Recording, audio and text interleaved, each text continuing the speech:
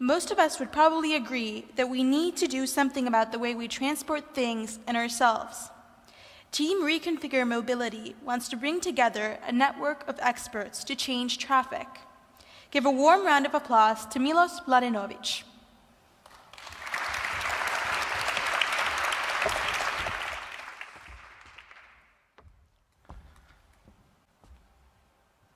We will reconfigure mobility. Why?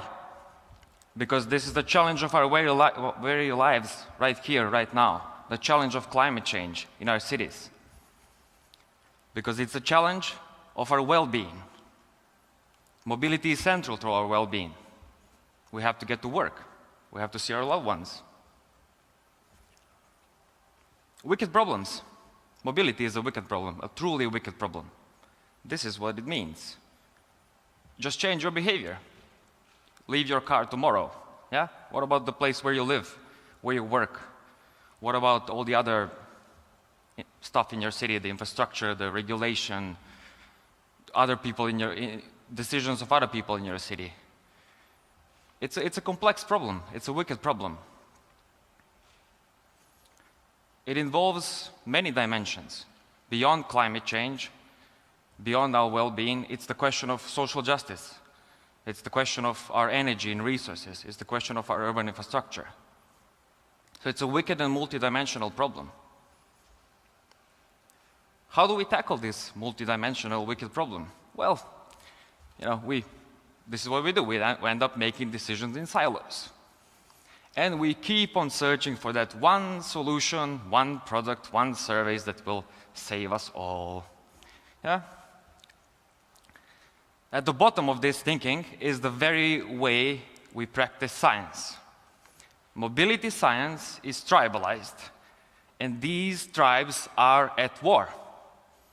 Just think about how much effort do you need to put to actually understand someone who has a different scientific background from you. Yeah? So, simple. We just need a new paradigm. We need to change the way we practice science, and we need to change the way we make decisions. We need a synthesis of science, and we need a holistic way of making decisions. This is what we intend to do. We want to help cities transition to sustainable mobility. But this can only be achieved through a range of actions. We want to, first of all, synthesize knowledge. Second of all, we want to manage the value conflict that exists among mobility stakeholders. Third, we want to identify decisions that will have the highest impact.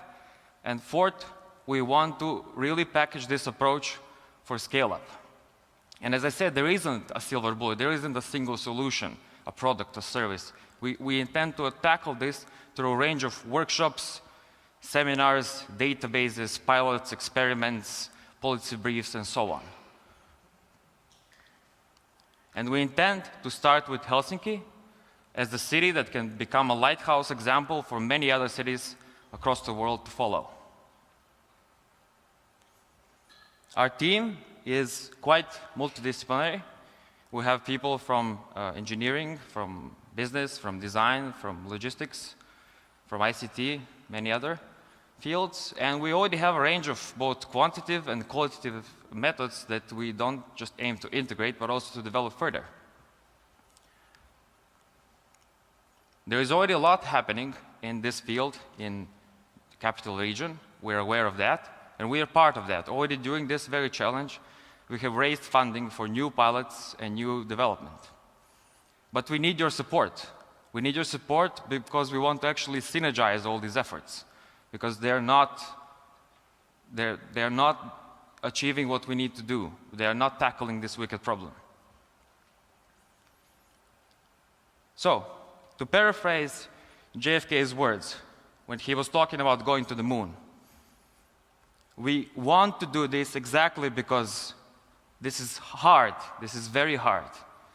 And because this problem will actually challenge the best of our skills and our knowledge. And because reconfiguring mobility is a challenge we intend to win. Thank you.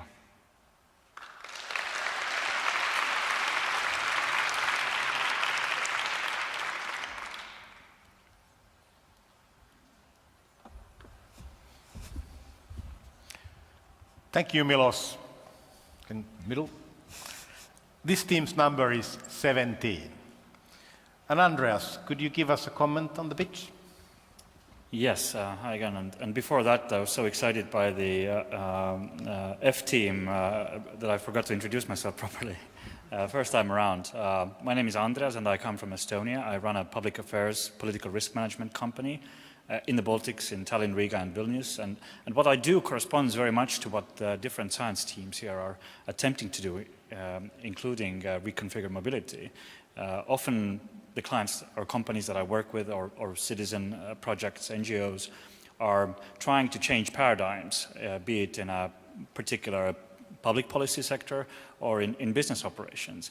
And often when that is the case, then they come up against these huge tidal waves formed by incumbents in the industries, by existing crystallized policy understandings or even scientific understandings.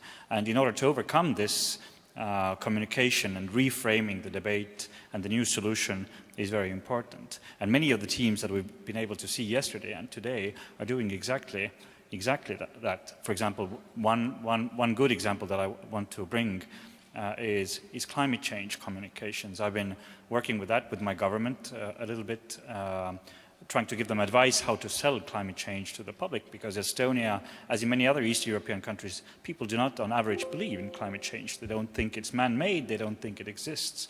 It might seem funny to many societies who share the opposite view, but this is the case.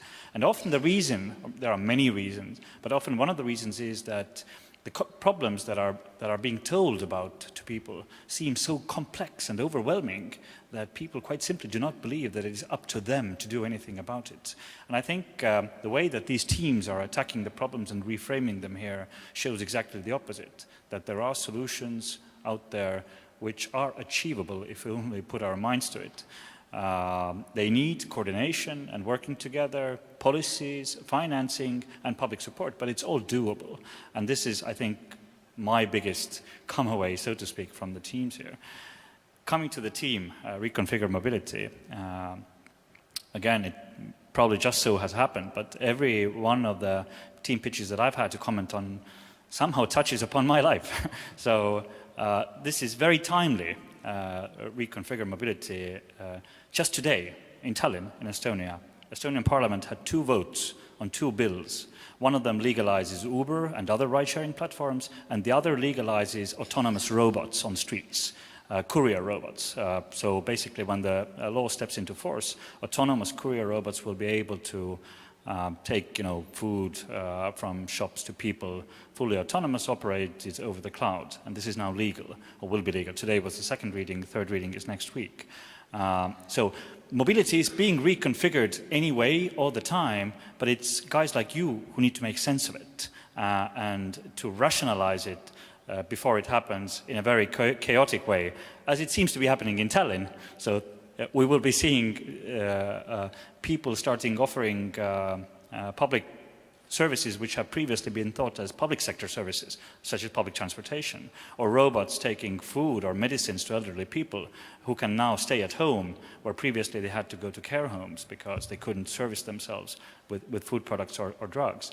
But somebody needs to make sense of it, to provide a system to that thinking before the services develop on their own. So thanks for that, and if this doesn't work out for you here, come to Tallinn first.